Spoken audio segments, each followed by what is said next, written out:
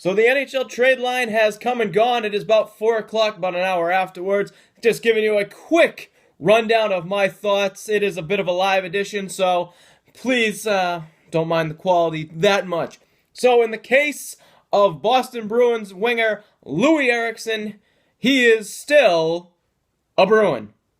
However, this should be, for some fans at least, a good thing. Because let's look at the numbers.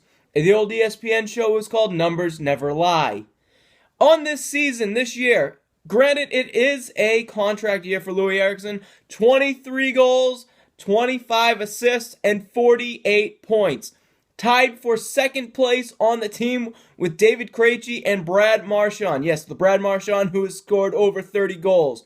He's only got 48 points.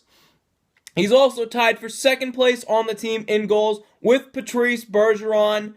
Again, and he's having the best season he's had in a while. He's definitely doing a hell of a lot better than he did last year. Right now at this point by 1 point, and he can only get better going forward. With that being said, it's not like he's been terrible like other people would lead you on to believe. He's played in every game this season and has scored against good teams, and he's scored about a point per game against bad teams. Still being very much productive on that second line with David Krejci and David Pastrnak. So, is it a good thing that the Bruins kept him? Yes, because it's very unlikely that this Bruins team would have been able to get anything good immediately for Loui Eriksson. You're looking at most likely draft picks and prospects. And unfortunately, that's not going to do it for you in the short term. Might not even work out for you in the long term, depending on what you get in the draft.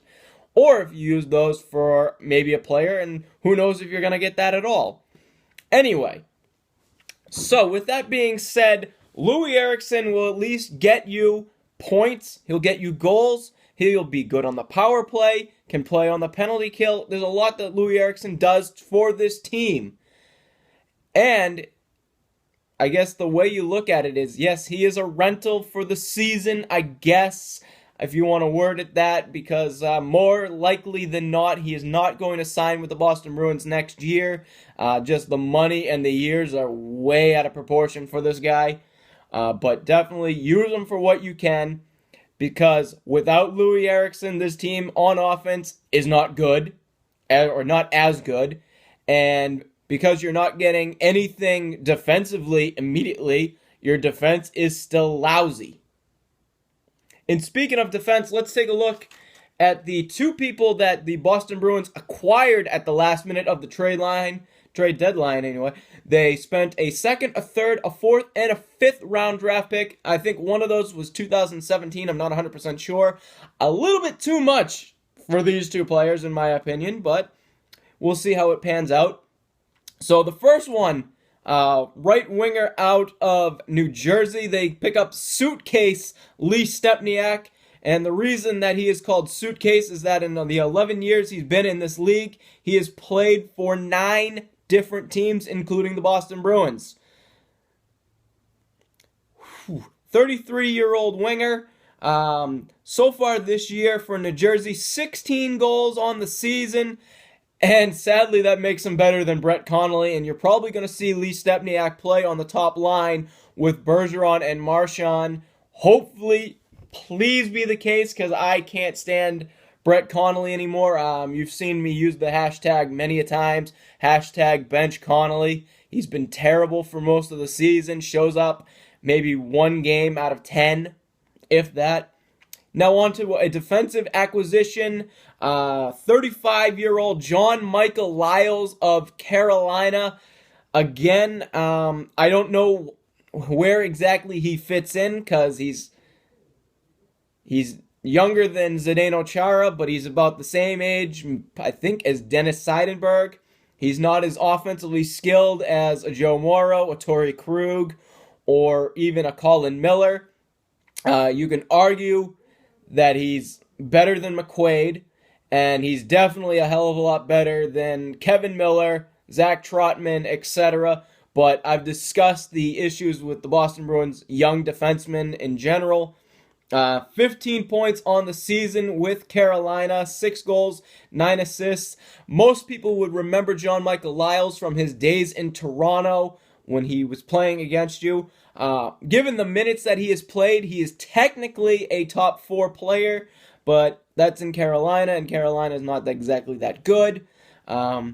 So you can see him more so as a top 6 guy, but yeah, in 12 years in the NHL, he's got about 359 points as a defenseman. So it's a bit of an up and down. Like I said, some people will like the fact that they kept Loui Eriksson. Some people, namely Felger and Maz of 98.5 The Sports Hub, seem to absolutely despise it and say that this team is going to enter the first round of the playoffs and get their ass kicked, which I find highly doubtful considering how bad the Eastern Conference is and how bad the Atlantic Conference is in general and how good this Boston team is on the road.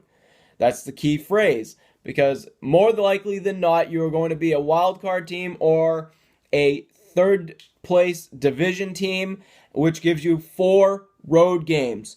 4 road games, and you are one of the best road teams in the league, which, hey, that means you are probably going to win those games more likely than not, and I'd rather see this go 7 games in a series, especially against the likes of a Tampa Bay or a Detroit maybe, which is more so what you're looking at. Maybe, who knows, Florida might drop down. Florida is not exactly that good of a team, in my opinion, as the number 1, but they're kind of going at it. We'll see.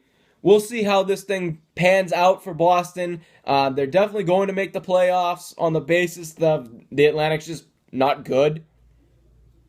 So we'll see what they do. Definitely discussion down below in the comments section or hashtag on Twitter. Bruins Recap Show if you want to discuss these a little bit more with me later on tonight or going into tomorrow. And we'll see you on the next edition of the Bruins Recap Show.